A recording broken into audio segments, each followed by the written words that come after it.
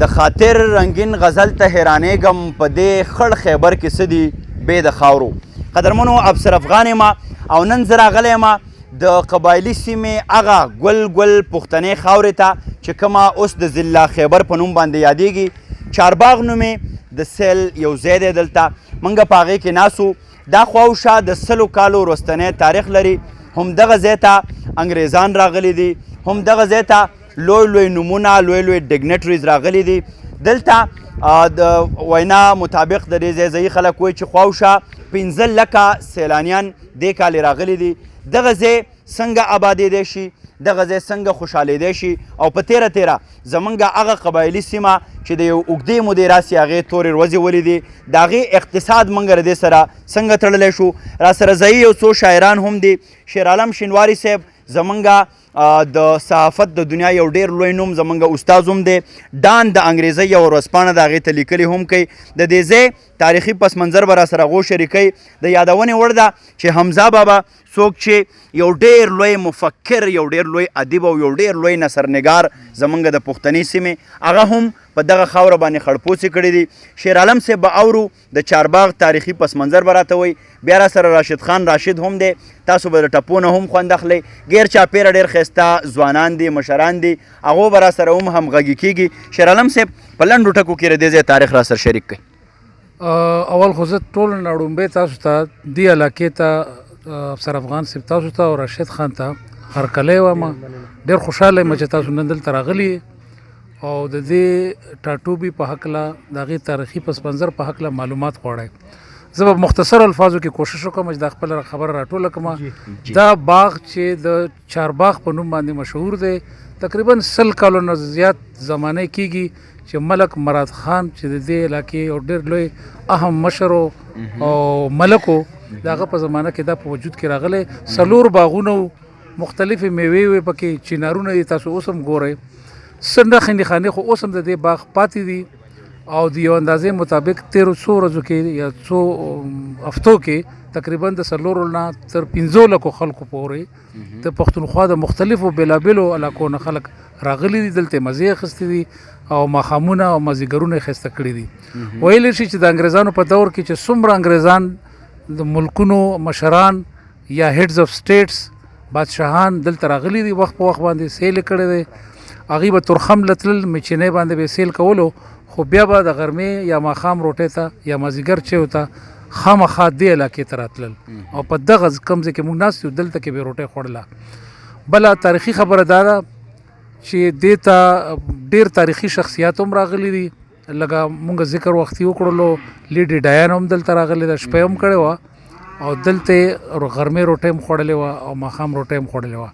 د دې نه علاوه مخکې چې د انګریزانو په دور کې کوم خلکو په هغې کې یو مس ایلس وه چې عجب خان افریدي، تاسو ته پته ده چې یو واقع شوی په 1923 اپریل کې، هغه هم په خپله په 1983 کې دلته راغلې وه او دې مراد خان باغ سیل هم کړی و. ډېره مننه. زما خیال دی دغه یو څو تاریخي خبرې وې چې تاسو د دې باغ په هغه شیرعالم صاحب ډېره زیاته مننه کومه. قدرمنو تاسو به په چاپېرچل کې د غواګانو، د بیزو، د سخو اوازونه هم اورئ. دا د دې ځای نه اندازه لګي چې بالکل دا یو کلتوري او تاریخي ټاټوبی دی.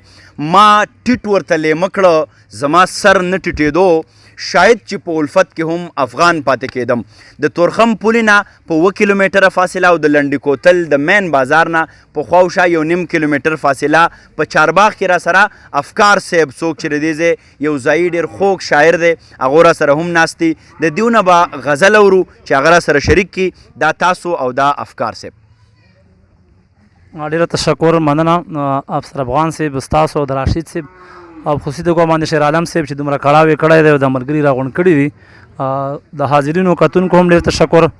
غزل در سره شریکوم، ډېر پخوانی غزل دی شیرعالم صاحب. لومبنی شعر دی چې ښه چې سپرلی په غوړېدو راغی، ښه چې سپرلی په غوړېدو راغی، ښه چې سپرلی په غوړېدو راغی او زما امید په رژېدو راغی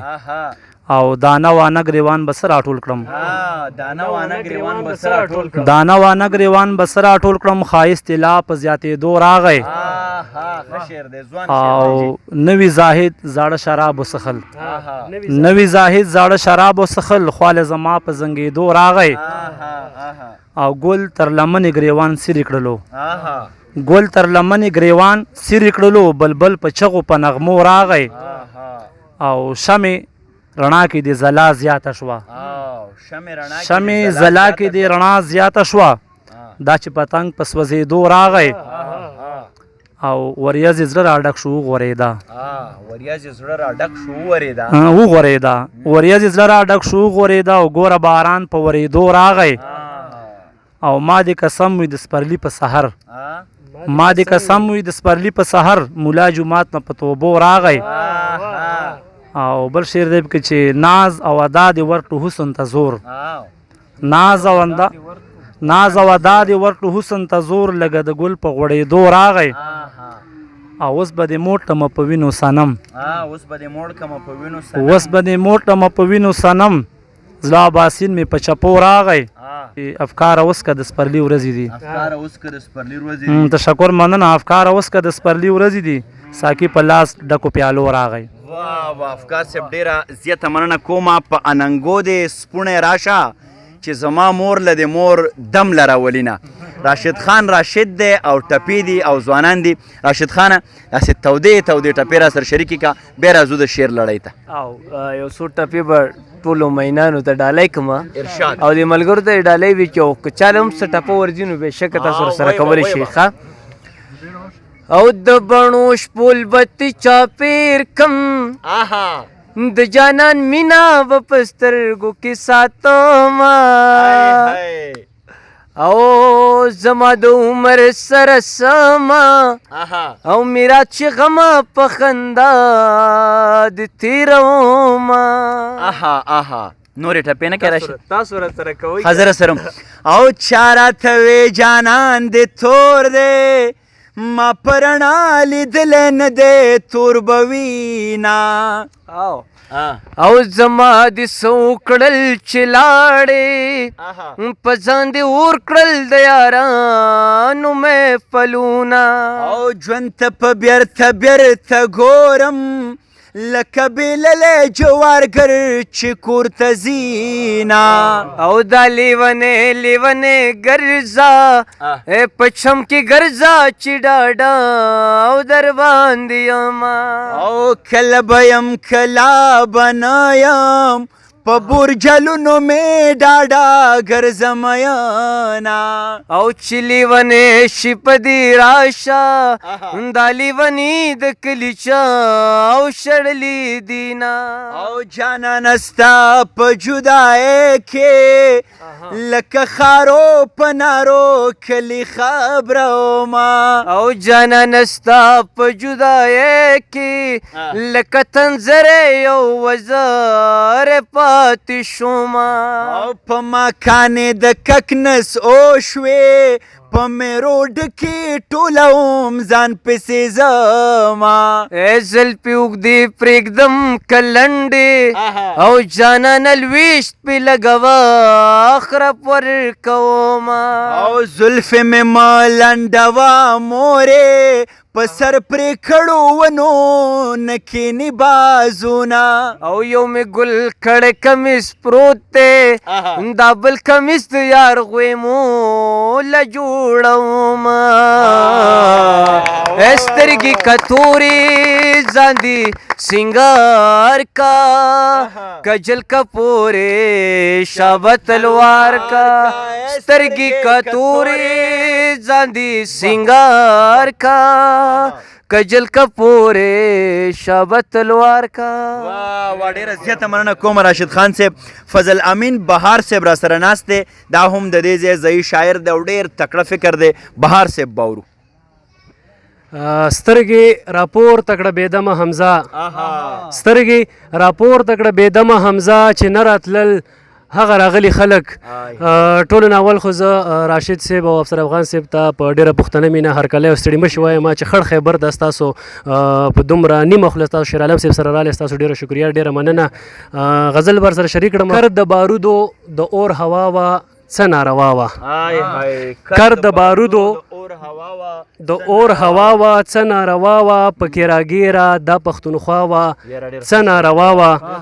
مننه تمې لالا یې تمې لالا یې تمې لالا یې راشد صاحب تمې لالا یې تمې لالا یې تمې لالا یې ډکه کوڅه کې راته لګیا وه څه ناروا وه مننه مننه مننه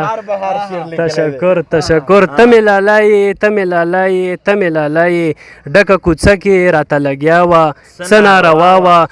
مثال د نمر و ښکارېده هر څه عجیبه کارو مثال د نمر و ښکارېده هر څه عجیبه کارو د وصال شپه وه داسې رڼا وه څه ناروا وه مننه ویلې چې ستا یم تا سره پایم اخر دیدنو ویلې چې ستا یم تا سره پایم اخر دیدنو ما زن کدنو خدا گویا وه څه ناروا وه مننه او شعر دی چې سترګو کې اوښکې مسکا په شونډو زلفې خورې وې سترګو کې اوښکې مسکا په شونډو زلفې خورې وې دای هنرو دای ادا وه څه ناروا وه مننه افغان صاحب دا شعر د تاسو د ډالۍ چې ورځ د بابړې چې مې لوستله زړه کې مې تیر شو ورځ د بابړې چې مې لوستله زړه کې مې تیر شو کربلا نه وه خو کربلا وه څه ناروا وه او اخر شعر دی چې نه یې څه کارو نه څه روزګارو ذکر د یارو نه یې څه کارو نه څه روزګارو ذکر د یارو دغه بهارو دا یې سودا وه څه ناروا وه ډېره مننه ډېر ښه ډېر زړه پورې ډېر زړه پورې ته راته ووایه چې څه په کربلا کې شوې ما په ټکر او په بابړه تبصره راوړې او هغه سړی د محفل رنګ ته ګوري اوروي څه دغه سړی د محفل رنګ ته ګوري اوروي څه هم یې غزل راوړی هم یې قصیده راوړې نو ستا په اننګو کې د حمزه د وینو سره دي ته شوې د پښتو غزله ځوان زه دې بابا کړم د ستر حمزه بابا په شعرونو باندې به دغه نننی بانډار چې دی دا پای ته رسو او د ډېر محترم شیر عالم شینواري صاحب نه به د حمزه بابا څه شعرونه اورو جی د حمزه بابا یو شعرونه دي څو غزل مشهور غزل دی ویښ مې دی ضمیر ویښ مې دی ضمیر د مینې زغرې جوړوي څومره که حالات ورته لښکرې جوړوي او پټ وي طوفانونه د شاعر په خاموشۍ کې مشه پرې غلط چې بس خبرې جوړوي او زړه ته جنازې د یارۍ مه راوړه ارمانه افغان افسر صاحب دا شعر ډېر ستاینې وړ دی زړه ته جنازې د یارۍ مه راوړه ارمانه خلک ادیرې د کوره لرې جوړوي او ستا په هر قدم کې شرنګاشرنګ د زولنو دی ستا په هر قدم کې شرنګاشرنګ د زولنو دی وخت لیوني ترېنه سندرې جوړوي او پورته شه الوت سره هوا نوې پیدا کړه پورته شه الوت سره هوا نوې پیدا کړه وخت درله حمزه نوې وزرې جوړوي ډېر زړه پورې الوت له ښې پښې وزرې ساته د بزدلانو نه ځان لرې ساته د لوی کریم په ځمکه مینه ویشه خوله کې خبرې ملغلرې ساته قدرمنو د چارباغ د دغه زرخیزې پښتنې خاورې نه د نن دغه بانډار چې راسره پکې ډېر معتبر ګلمخي او نرمخي فکرونه مو دا پای ته رسي د پښتون وطن د ایکسپلور کولو د رابرسېره کولو دغه لړۍ به هم دغسې دوامداره وي افسر افغان ته اجازت راکوئ ښاد آباد او بریالي اوسئ